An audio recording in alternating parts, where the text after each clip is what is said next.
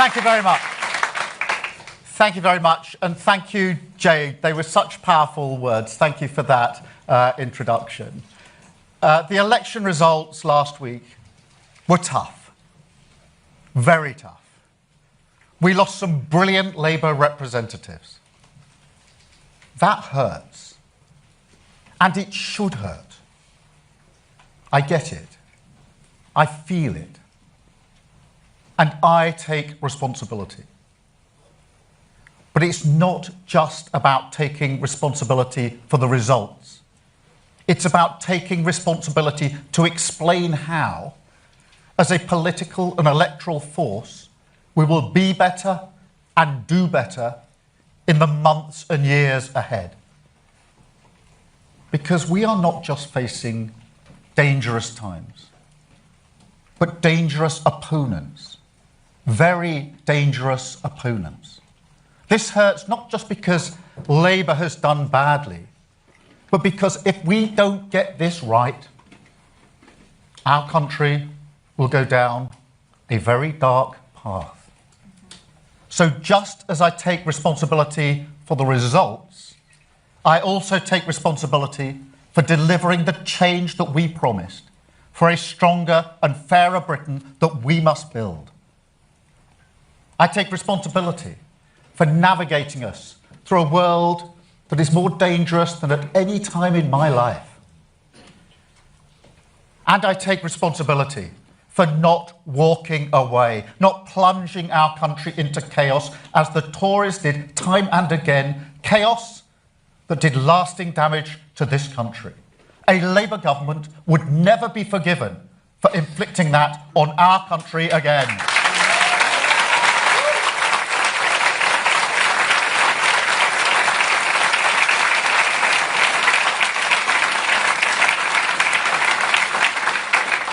I know that people are frustrated by the state of Britain, frustrated by politics, and some people frustrated with me.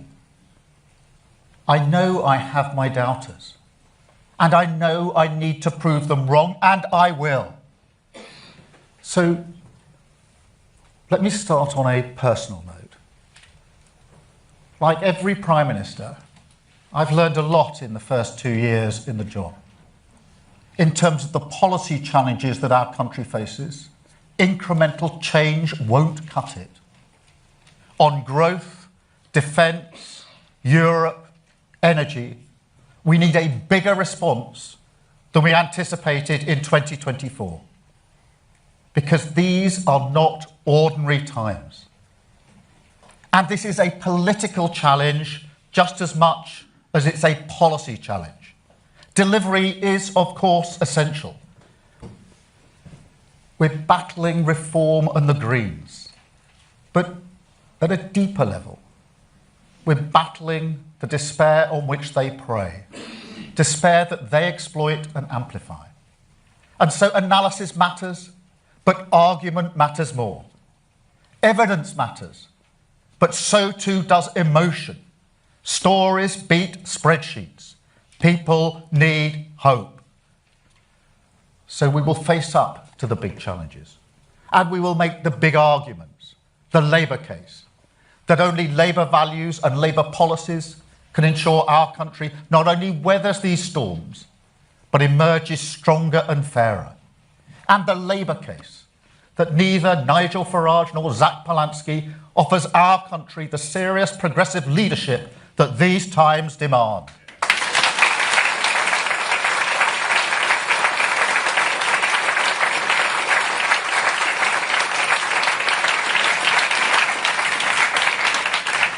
Of course, like every government, we've made mistakes. But we got the big political choices right. I mean, if we'd listened to the advice of other parties, right now we'd be stuck in a standoff with Iran, having been dragged into a war that is not in our interest, and I will never do that.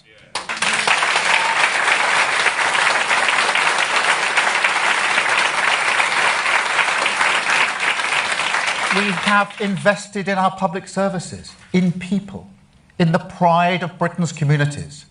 Difficult decisions funded that. But now, NHS waiting lists are coming down. Child poverty is coming down. Immigration is coming down. And we are rebuilding from the ground up. They were the right calls. And most of all, we stabilised the economy. The fundamentals are sound. And that matters because it puts us in a much better place to come out of the conflict in Iran stronger and fairer, and for living standards to improve after 2 decades of stagnation. But that's not enough, clearly. No. For the British people, tired of a status quo that has failed them, change cannot come quickly enough. And truth be told, I'm not sure that they believe that we care. I'm not sure they believe that we see their lives. That's tough to say.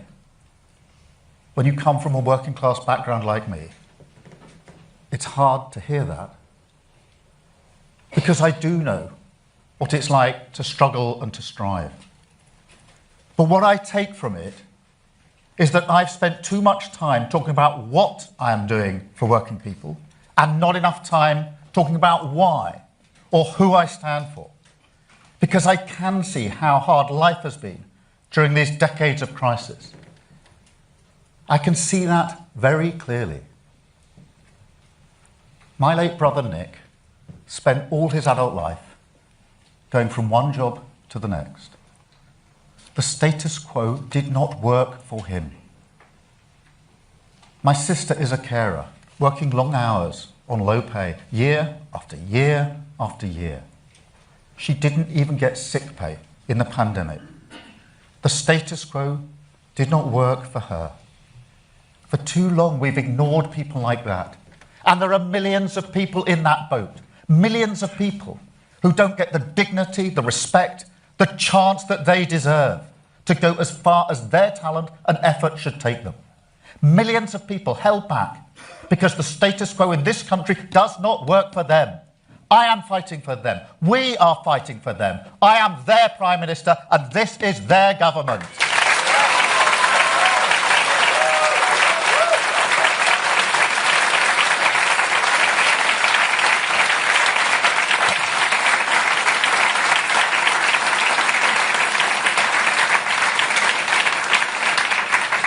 Because I know whose side I'm on.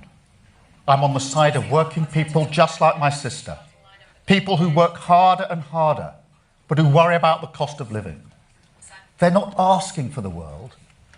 They just want to do the best for their kids. They want their town centres, the places they care about, to thrive, their public services to work, and people in power to see their problems. And right now, they're worried sick. They turn on the TV, they see bombs falling. They go to the petrol station, see prices rising, and they think, how is this happening to us again? They say, how can I be paying the price for a war thousands of miles away that I don't support, that Britain isn't involved in? And it's not a new feeling, is it? For 2 decades, our country has been buffeted by crisis after crisis.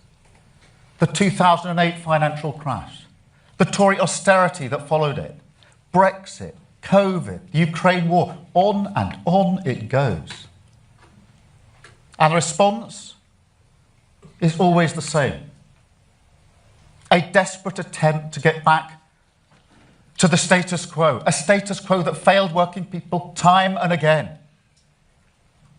Our response this time must be different. A complete break. We must make this country stronger. Take control of our economic security, our energy security, our defence security, and we must make this country fairer.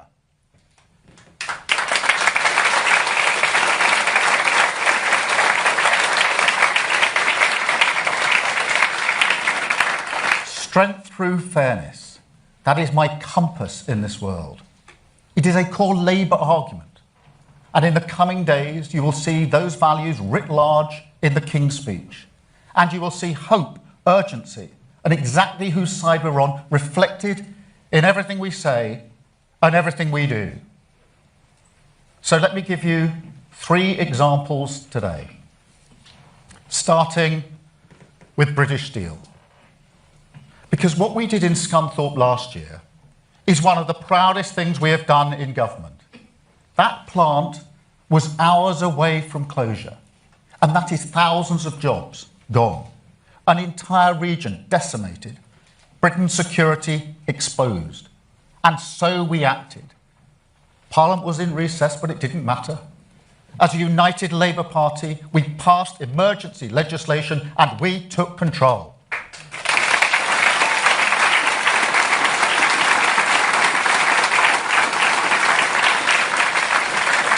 And we must bring that same urgency to everything now, starting, appropriately enough, with Scunthorpe, because steel is the ultimate sovereign capability. Strong nations in a world like this need to make steel. That's why we're backing steel in Port Talbot and across the UK. But in Scunthorpe, we've been negotiating with the current owner, and a commercial sale has not been possible. And now a public interest test could be met. So I can announce that legislation will be brought forward this week to give the government powers, subject to that public interest test, to take full national ownership of British Steel.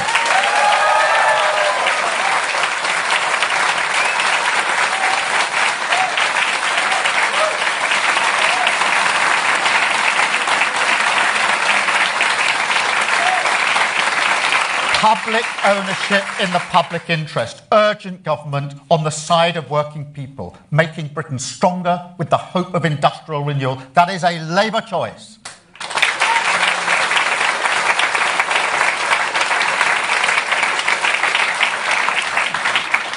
Second example, Europe.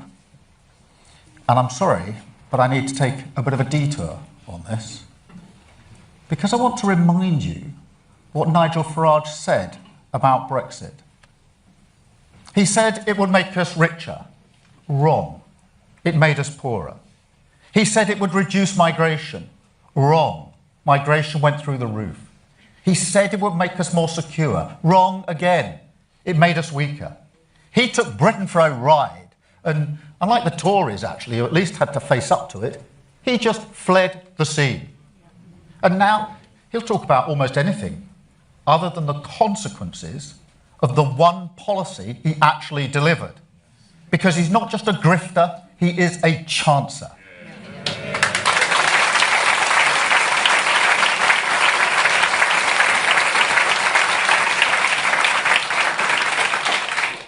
And so at the next EU summit, I will set a new direction for Britain. The last government was defined by breaking our relationship with Europe. This Labour government will be defined by rebuilding our relationship with Europe, by putting Britain at the heart of Europe, so that we are stronger on the economy, stronger on trade, stronger on defence, you name it. Because standing shoulder to shoulder with the countries that most share our interests, our values, and our enemies, that is the right choice for Britain. That is the Labour choice.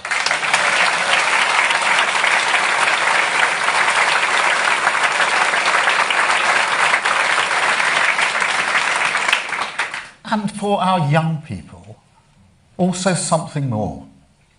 Because Brexit snatched away their ability to work, to study, and to live easily in Europe. That's why I'm proud we restored the Erasmus scheme. But I want to go further. I want to make a better offer for our young people. Restore that hope, that freedom, that sense of possibility. And so I want an ambitious youth experience scheme to be at the heart of our new arrangement with the EU, so that our young people can work, can study, and live in Europe, a symbol of a stronger relationship and a fairer future with our closest allies. That is the Labour choice.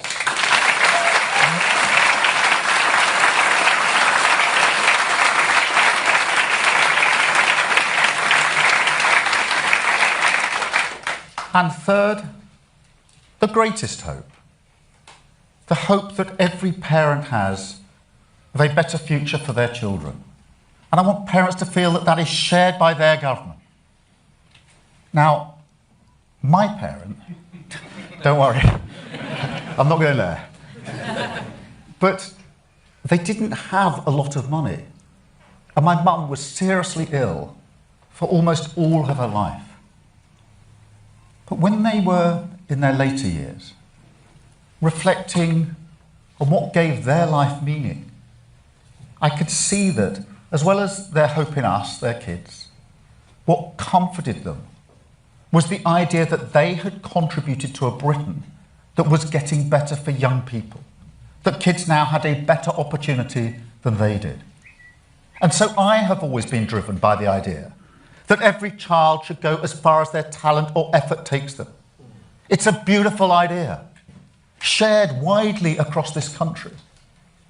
We tell ourselves stories about it, don't we? Stories, not unlike mine, about the working class kids who do make it. And I don't blame people for telling those stories. It's important to tell those stories. But it's not everyone, is it? So when I say every child should have the opportunity to go as far as their talent or effort takes them, I mean every child. I mean the kids who are growing up in poverty, the kids who have special educational needs, the kids who can't get a job, and the kids who are ignored, frankly, because society often only puts those who go to university on a pedestal. We don't really see anything else as success. And that is wrong, deeply wrong. So we will go much further on our investment in apprenticeships, in technical excellence colleges, in special educational needs. We will make sure that every young person struggling to find a job will get a guaranteed offer of a job, training or work placement. And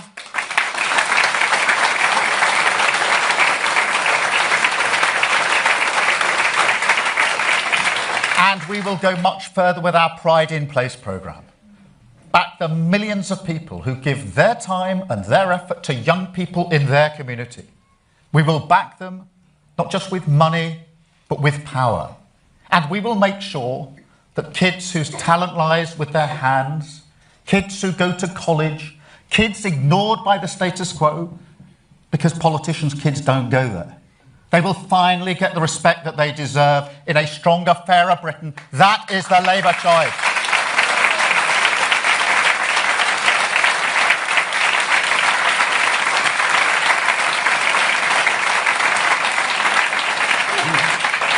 These are just a few examples, but they show the urgency and hope in our direction. They show the Labour values we will be guided for. And they show, frankly, the lessons that we will learn. Now, other parties will draw different lessons. In fact, they already are. They want more grievance politics, more division, more pointing at Britain's problems, looking not for solutions, but for someone to blame. Now, that's fine if it's me, if it's politicians, that's the job. But increasingly, it's not. It's other people in this country. And I don't think that's British. That is not the decency and respect that we are known for. But it's here. That politics is with us now. And you'll see it again on Saturday at a march designed to confront and intimidate this diversity and this diverse country. That is why this Labour government will block far-right agitators from travelling to Britain for that event. Because we will not allow people to come to the UK, to threaten our communities and spread hate on our streets.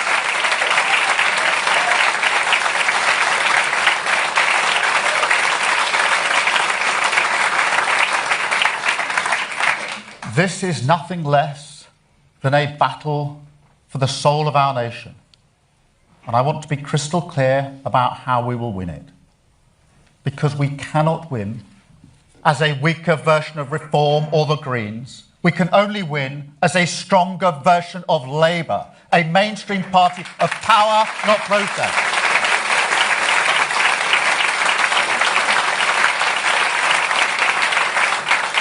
And I also want to be really clear on this, because I will never stop fighting for the decent, respectful, diverse country that I love.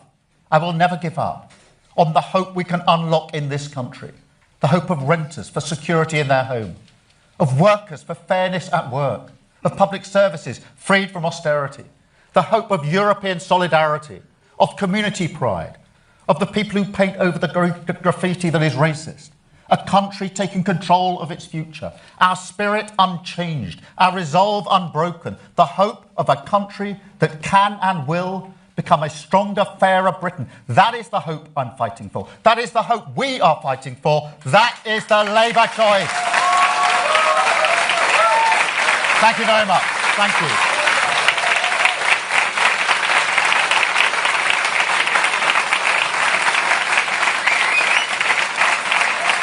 Thank you very much.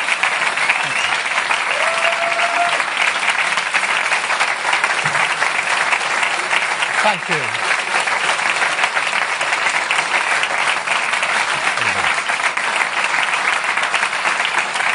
Thank you very much.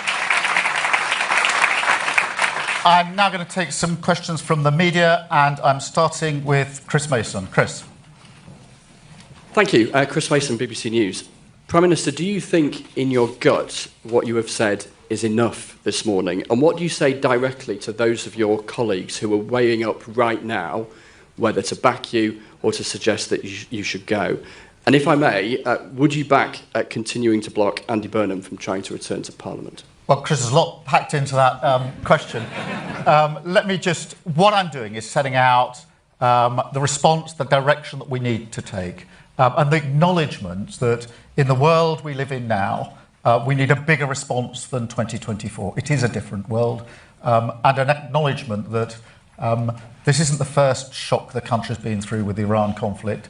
We've had plenty of those in the last 20 years, but every time the government of the day has tried to get back to a status quo that doesn't work. And we're not going to do that this time. That is the urgent task facing our country. We were elected into office to change this country, to bring about the change that is needed. The frustration that has been spoken about is a frustration of at least 20 years, if not more. That is what we're charged with changing. That is what we will change.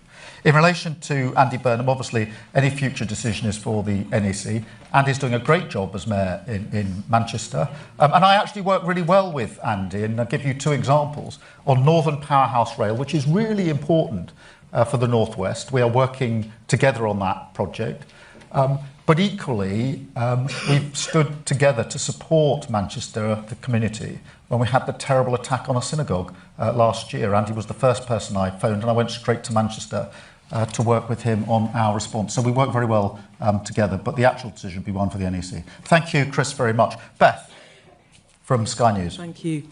Prime Minister, back in 2021, when Labour lost hundreds of council seats in the Hartlepool by-election, you thought about resigning as Labour leader, explaining, and this is quoting you, "I didn't feel I should be bigger than the party." But these results, this moment, is so much worse than then. You've lost nearly 1,500 councillors, 40 councils, you've lost Wales. Haven't you, for one moment, thought you should step aside in the interests of the party and country? And if you haven't, why haven't you? Thank you. Well, thank you very much, Beth. I think what we witnessed with the last government was the chaos of constantly changing leaders. And it cost this country a huge amount.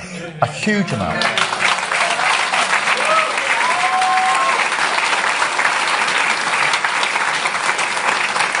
And I'll tell you who paid the price. It was working people. They paid the price of this. They are still paying the price of this. A Labour government will not inflict that on our country again. We were elected with a mandate to change this country because of what had gone before. And that is what we will do. Yes, I acknowledge the frustration. Yes, I acknowledge the results are tough. Yes, I acknowledge that we've lost brilliant representatives across the United Kingdom.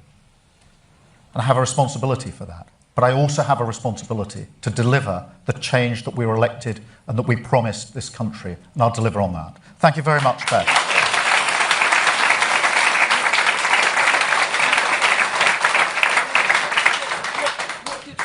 What's Vic said to you this weekend? Vic is a rock, and we talk everything through together, as you know. Robert Peston from ITV. Prime Minister, these were arguably the worst election results for Labour in 100 years. And, I spent all weekend, as you'd expect, talking to your MPs and ministers, and, most of them said to me that they do think your time is up. So what would persuade you that you're not the best person for this job? And just on this issue of this is no longer the time for incremental change, when you were elected, we'd had 15 years of no growth. We'd had Putin's war that led to the worst energy spike in history. Many would say Brexit had failed. Why didn't you get it then? Well, Robert, look, I'm not going to shy away from the fact that I've got some doubters, including in my own party. And I'm not going to shy away from the fact that I have to prove them wrong, and I will. I had my doubters when I took on the Labour Party. I had my doubters who said we couldn't change this party and make it capable of winning an election. And I proved them wrong. And when we did that, I had my doubters who said, you can't lead us to a general election victory after the loss in 2019. It was so bad. It's not possible. And I proved them wrong. And I'm going to prove them wrong again here.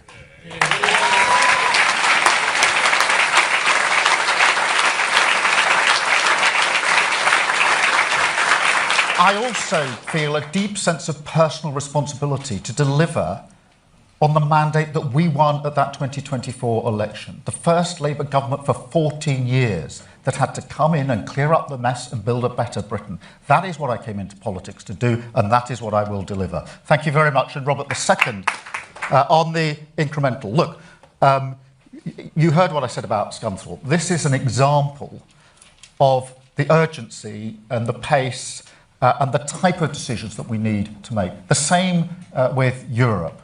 A bigger response, a bigger argument that has been made before, because we're living in different times.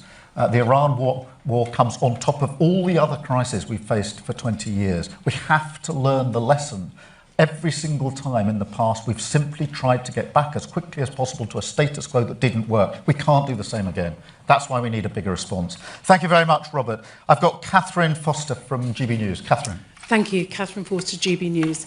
Prime Minister, the Labour Party was founded to represent the working class, many of whom voted for Brexit because they felt left behind. You've said yourself that the status quo is not working, but you're standing here in London and you're promising more Europe. You lost so much of your core vote in the Red Wall, in Wales, in Scotland, because working class communities feel that the Labour Party has abandoned them and that you don't get it. Are they wrong? Well, Catherine, thank you very much. On Brexit, the reason I reminded everyone what Nigel Farage said is because that was the promise he put to the country. That we'd be stronger, we'd be richer, we'd have lots of money for the NHS, immigration would come down, and it all proved to be false. And he doesn't take any responsibility. He's not going back to the country now saying it was a good thing, you've all benefited. He'll talk about almost anything else apart from the consequences of the one thing that he delivered for the country, Brexit. He doesn't want to talk about that.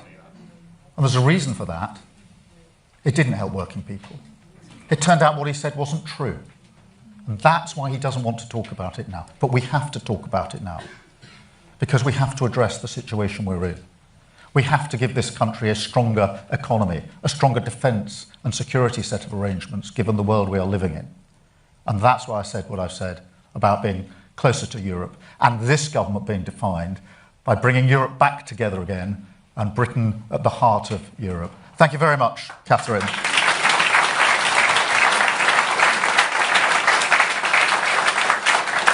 I've got Pippa from The Guardian. Pippa.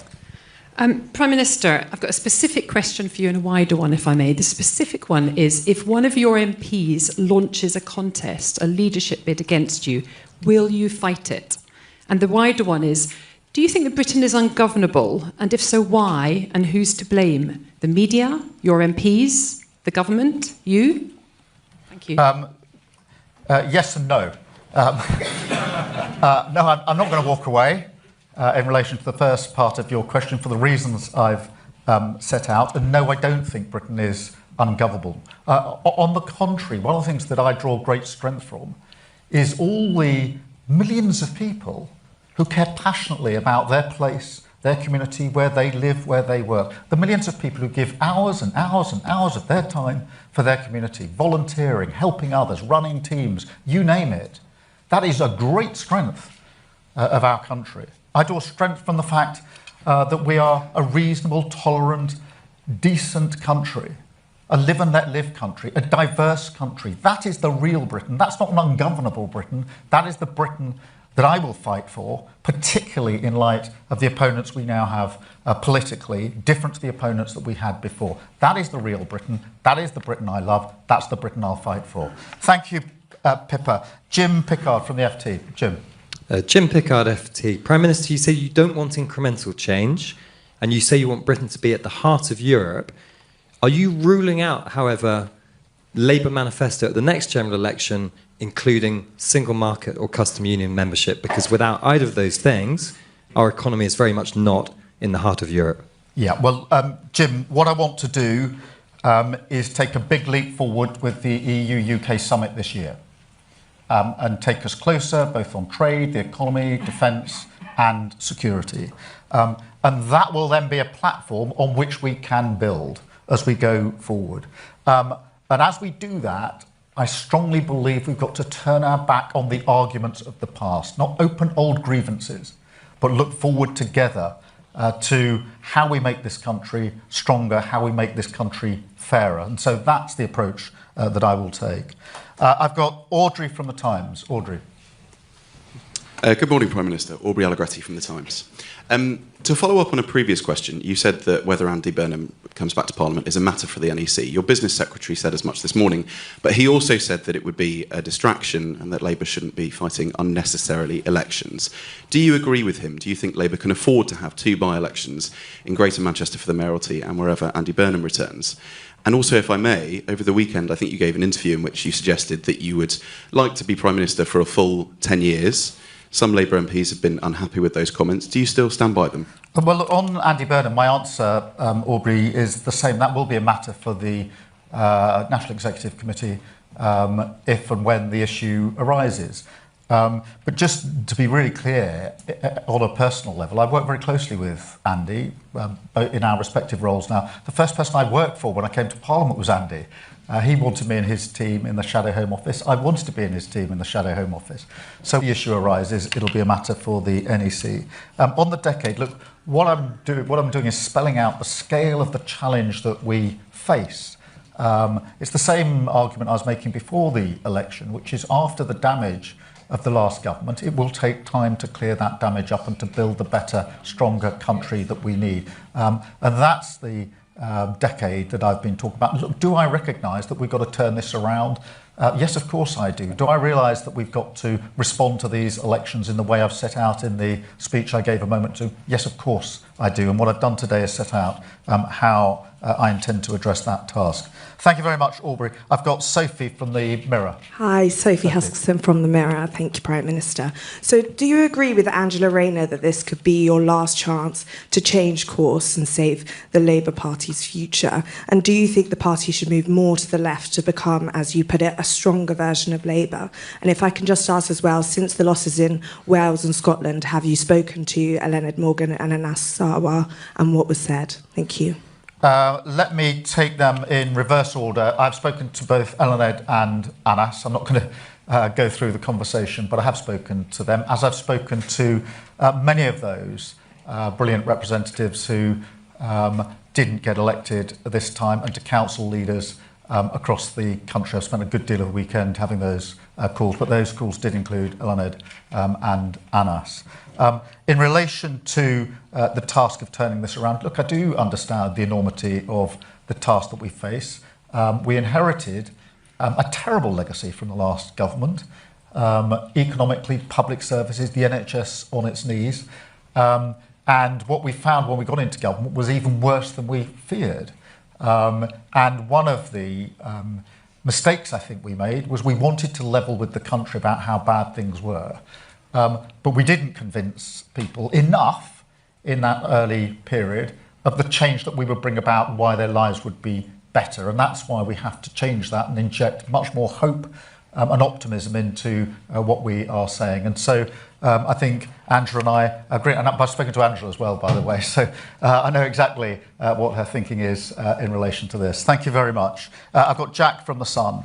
Thank you, Prime Minister. Jack from The Sun, just on that point, when you did speak to Angela Rayner, did she rule out ever launching a leadership challenge against you? And also, you said in your speech just now that if you were ousted as Labour leader, it would plunge the country into chaos. Some of your critics say your government is already mired in chaos, but can you be clear about what you mean? Are you saying that because it is you with the mandate, if you were ousted, there would have to be a general election? Well, Jack's a lot bound up. I've spoken to Angela many, many times, by the way, in the last few weeks. We are friends, we get on very well. But I'm not going to go through each and everything that we discussed in those calls. But on this question of chaos, look, the question whether if a government constantly changes its leadership, the question whether that damages the country is not an academic question. It's not something that you study at university and go through various theories. We tested it. We tested it to destruction under the last government, and it inflicted huge damage on this country. A Labour government will never be forgiven if we repeat that and inflict that on the country. And that's what I mean when I say I'm not going to plunge this country into chaos. Jason from the Mail. Thanks, PM. That was a heartfelt speech. Your own MPs, though, at the end of last week were saying that you were detested on the doorstep. Those are their words. They said that people are no longer listening to you and that it doesn't matter how many heartfelt speeches you make, your unpopularity is dragging this government down. In those circumstances, don't you owe it to them to step aside and give someone else a go at keeping these forces of darkness at bay? Well, look, I acknowledged, Jason, a moment ago, there is frustration across the country that at the status quo, which isn't working.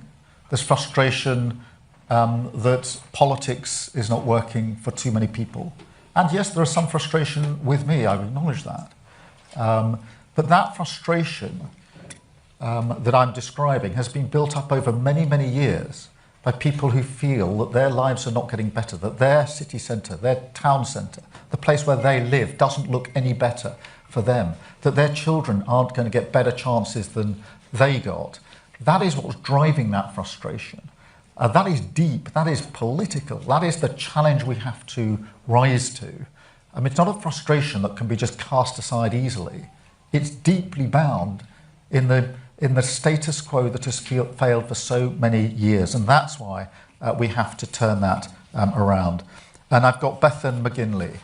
Hi. Bethan. Hi. So you've talked a lot today about giving young people hope again, but for many young Britons, things like home ownership, secure work and financial stability still feel further away than it did for previous generations.